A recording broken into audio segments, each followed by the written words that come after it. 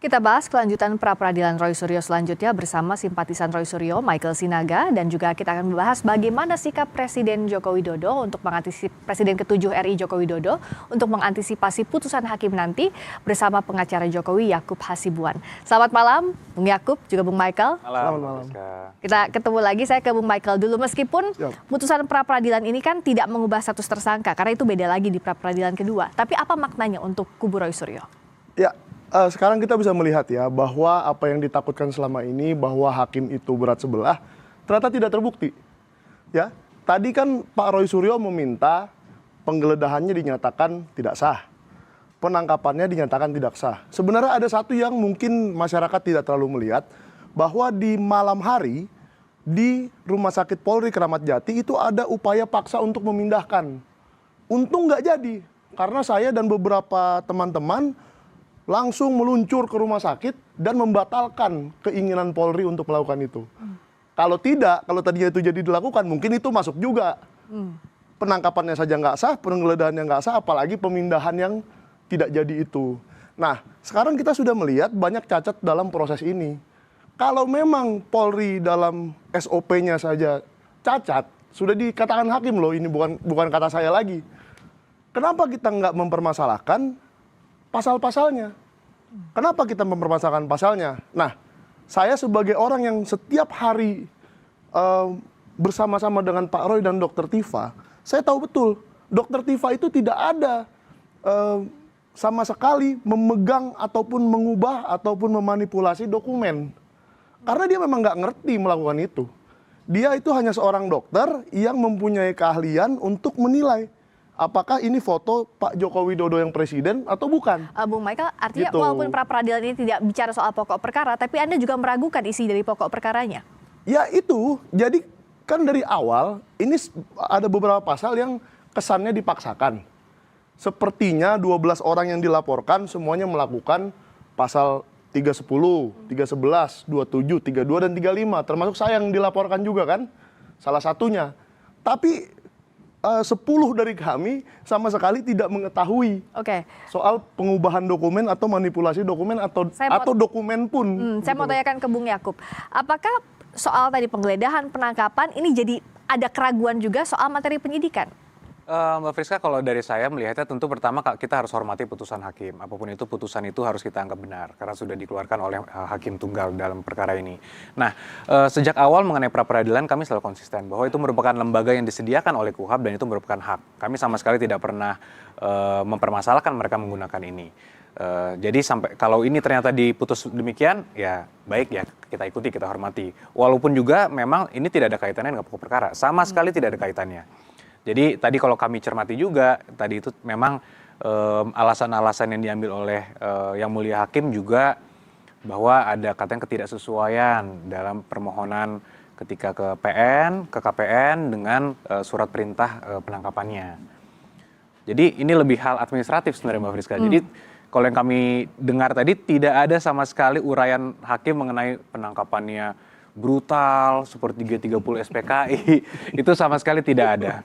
Jadi putusan pra-pit seperti ini memang hal yang sangat biasa saja dan itu sering terjadi di perkara-perkara lain.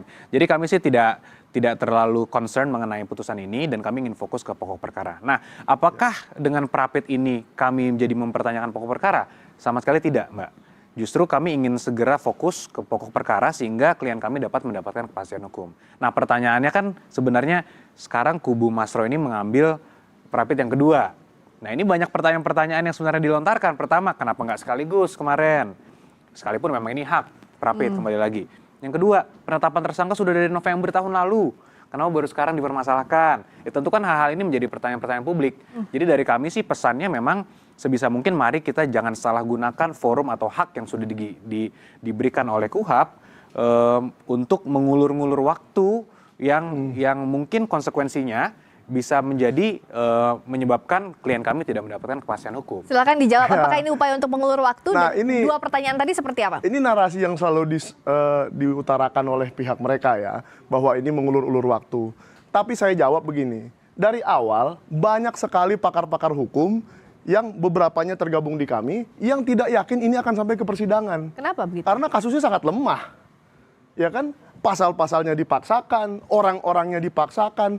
12 orang ini tidak pernah berada di satu tempat yang sama, di waktu yang sama, melakukan hal yang sama. Bagaimana misalkan Mbak mencuri dompet, saya mencuri HP. Mbak mencurinya Senin, saya mencurinya Selasa. Kita dilaporkan bersama-sama kan nggak boleh. Jadi memang kasus seperti ini dari awal kami sudah yakin tidak sampai ke persidangan. Meskipun Dokter Tifa sudah masuk persidangan. Iya, kan dari awalnya yakin seperti itu. Tapi karena sekarang sudah sampai ke persidangan, oh berarti benar jaksa dan hakim ingin memeriksa pokok perkara ini. Barulah diluncurkan pra-peradilan. Jadi jangan dibilang kenapa nggak dari September, nggak dari apa. Sekarang saya tanya aja, kenapa dari April baru November penetapan tersangka? Kenapa dari November baru Juni P21? Itu kan pertanyaan yang agak percuma ya menurut saya ya, karena ini sudah sampai di sini, nggak usah kita cari-cari lagi ke belakang, ya kita hadapin aja. Toh tadi hakimnya saya lihat netral kok, sangat netral dan sangat objektif. Kalau memang permintaannya Pak Roy itu tidak masuk akal, akan ditolak kok. Emang kenapa sih Bung Yakub yang dikhawatirkan kalau misalnya ada proses pra-peradilan, meskipun tadi hak ya, tapi dengan nantinya persidangan pokok perkara, apakah ini bisa menghambat itu atau seperti apa? Ya tentu dengan KUHP yang baru ini kan pemeriksaan pokok perkara jadi harus ditangguhkan terlebih dahulu, Mbak. Jadi kita harus menunggu pra-ped ini diputus terlebih dahulu. Jadi secara tidak langsung tentu kan ini berimplikasi kepada waktu penanganan perkara yang bisa langsung masuk ke pemeriksaan pokok perkara seperti perkara Ibu Tifa, tapi sekarang perkara Mas Roy ini jadi harus menunggu pra-ped dulu. Sekalipun kembali lagi itu hak, silahkan dilakukan.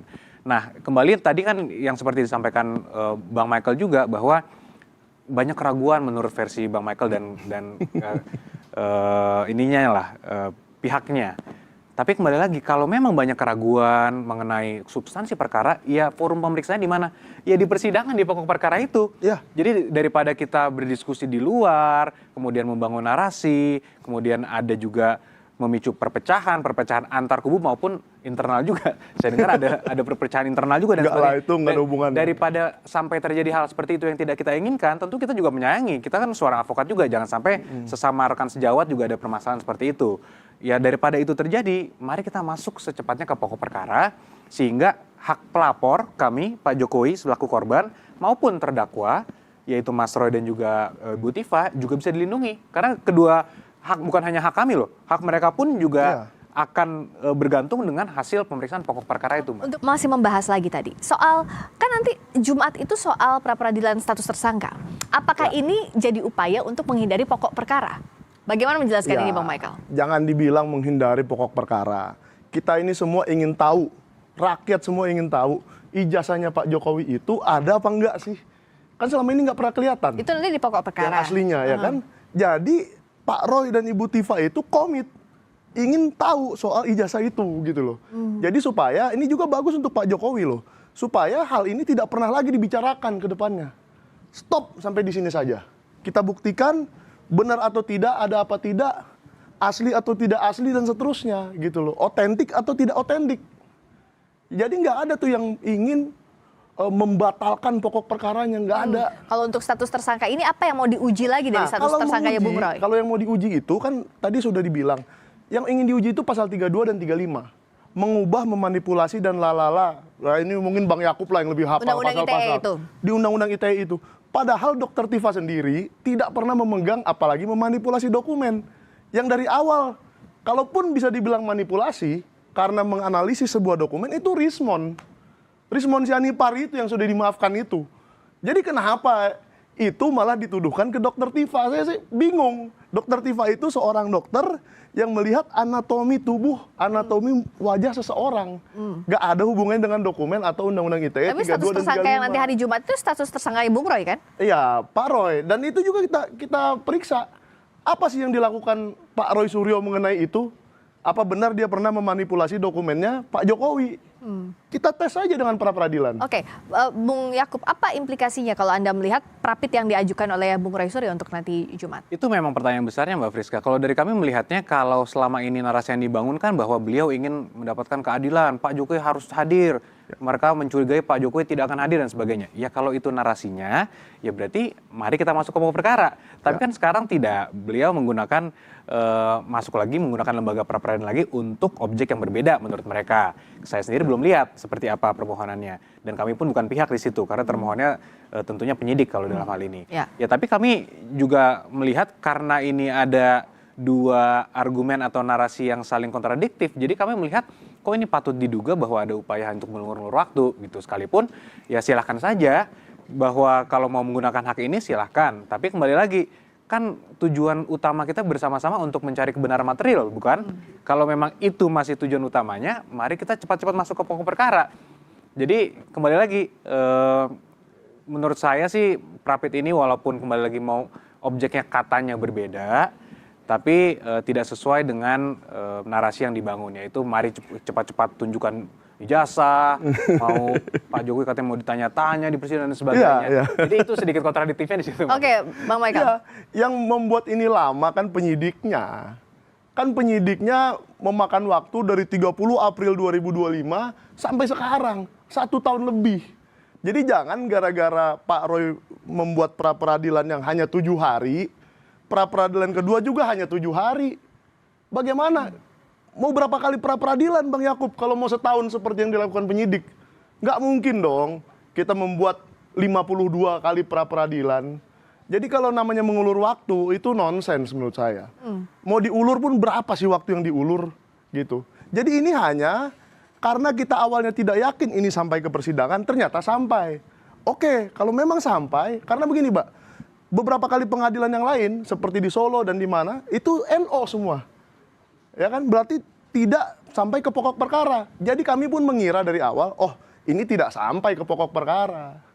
Tapi karena sampai, ayo kita pra peradilankan dulu supaya pokok perkaranya jelas.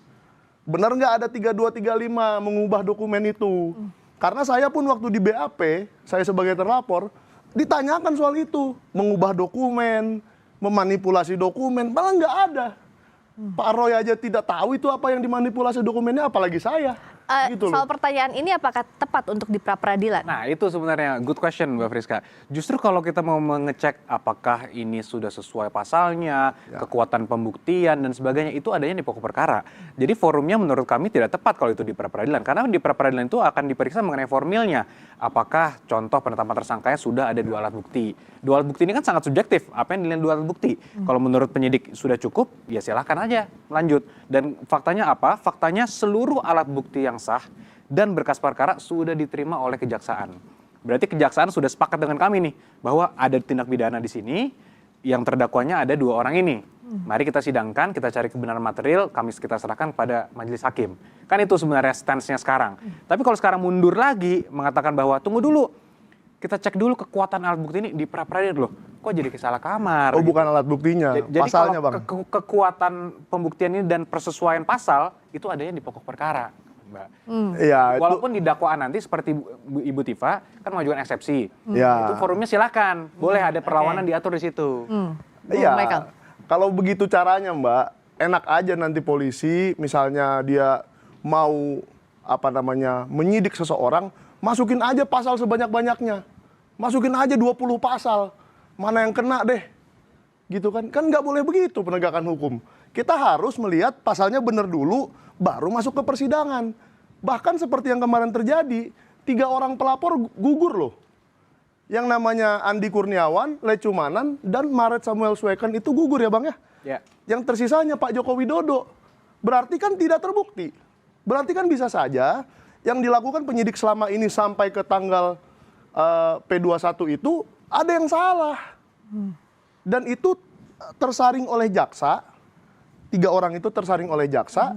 Mungkin kalau di jaksa tidak melihat bahwa itu bisa disaring, ya udah kita coba saring lewat pra peradilan. Siapa tahu tersaring juga pasalnya. Ini upaya men-challenge status tersangkanya itu, Bung Yakub. Ya, tadi menarik juga bahwa Bung Michael juga mengatakan sebelumnya ada 4 laporan kemudian terfilter dan sebagainya. Justru kalau dari kami angle-nya kita putar nih, justru itu membuktikan bahwa sebenarnya sudah ada proses check and balances termasuk gelar perkara khusus, Mbak. Di gelar perkara khusus itu kan dilihat semua proses penyidikannya seperti apa, pasal-pasalnya dijabarkan, dan waktu itu summary-nya dari gelar perkara khusus adalah kesimpulannya penyidikan sudah dijalankan dengan semua prosedur yang sesuai. Jadi tidak ada kesalahan, pelanggaran dan sebagainya. Termasuk ketepatan pasal di situ.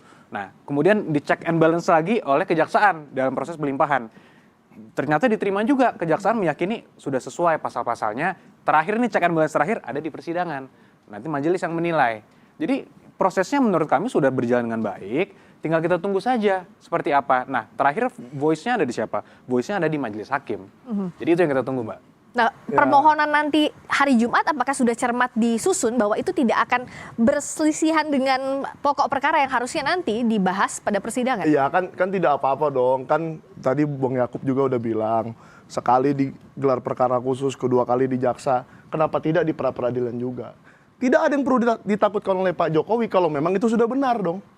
Tapi kalau itu memang tidak benar seperti cara penangkapan dan penahanan yang dilakukan oleh polisi, ya akan gugur di pra-peradilan. Ya sudah, kita terima aja bahwa itu sudah terjadi, kita fight di pra-peradilan apakah pasal itu sudah diterapkan dengan benar. Gitu aja. Memang ada ketakutan dari pihak Pak Jokowi soal ini? Sama sekali tidak, Mbak. Dari awal sama sekali ketika Prapit yang pertama pun kami selalu konsisten. Kami sampaikan itu merupakan hak, silakan saja. Kami mempercayai bahwa majelis hakim dalam hal ini, lembaga peradilan kita itu lembaga peradilan yang independen, kuat dan terpercaya. Jadi menurut kami, ya kalau itu memang mau diserahkan ujung-ujungnya kepada majelis, kepada yang mulia, ya silahkan. Tapi kembali lagi, kita kan mau melihat bagaimana kita menggunakan pasal-pasal ataupun lembaga-lembaga yang sudah diatur oleh ketentuan hukum yang ada dengan sebaik mungkin dan dengan itikat baik. Nah ini kan sekarang masyarakat menjadi menilai, kok 2 kali, kok nggak bersamaan kemarin, kok nggak dari November. Ya ini pertanyaan-pertanyaan yang wajar saja keluar. Kalau dari kami biasa saja karena kami pelapor. Jadi kami meyakini bahwa apapun ini tidak akan mempengaruhi pokok perkara. Kami ingin ini segera disidangkan dan Pak Jokowi mendapatkan kepastian hukum. Apa sih sebenarnya yang dikejar Bung Roy sekarang di tahap pra-peradilan untuk status tersangkanya juga nanti menuju ke pokok perkara? Ya begini Mbak, kan lebih enak kalau kita pertanyakan satu persatu. Ini hanya ada waktu 7 hari. Kemarin juga persidangannya itu mungkin Bung Yakub tahu banget kalau pra-peradilan itu diburu-buru sekali sidangnya. Saksi yang bisa diajukan juga terbatas sekali. Bukti yang bisa diajukan juga terbatas, waktunya loh yang terbatas. Jadi kan lebih baik kalau kita tanyakan penangkapannya dulu. Kalau kita tanyakan penangkapannya, pasalnya, ininya, itunya sekaligus semua, apa cukup 7 hari? Hakimnya juga bingung kali. Kapan waktu saya untuk menimbang ini gitu loh. Maka kita berikanlah yang masuk akal, permohonan yang masuk akal. Ini masyarakat juga menilai bahwa permohonannya Pak Roy itu masuk akal. Dia baru saja diperlakukan seperti itu oleh penyidik, oleh Polda Metro Jaya. Wajar dia masih tidak terima atas perlakuan itu dan ternyata benar. Ternyata benar, hakim tunggal juga setuju bahwa perlakuan itu tidak benar dan itu tidak sah. Cara memperlakukan seperti itu. Nah, sekarang kita move ke yang kedua. Status tersangka. Yang kedua itu status tersangka dan pasal-pasalnya. Karena gini, kalau seandainya yang dianggap masuk akal oleh hakim hanya pasal 310, 311, tidak boleh ditahan di bawah 5 tahun ya Bang ya. Saya tahu begini karena sering meliput-liput berita hukum saja. Artinya gini, kasus hukum di Indonesia ini kriminalisasi sudah sangat banyak. Bukan ini yang pertama dan bukan ini yang terakhir menurut saya. Jadi apa salahnya kalau memang ini sudah mata publik sudah tertuju ke sini, mari kita jadikan ini pembelajaran. Bahwa tidak boleh seorang terdakwa diperlakukan seperti itu. Mau digeser dari rumah sakit, mau dijemput dari rumah sakit jam 12 malam. Apa itu benar? Apa itu manusiawi? Ya kan? Dan apakah itu manusiawi mengatakan seorang dokter yang keahliannya menilai anatomi dibilang memanipulasi dokumen? Itu kan 2 hal yang jauh berbeda gitu loh. Jadi kalau memang pasalnya salah, katakan saja salah.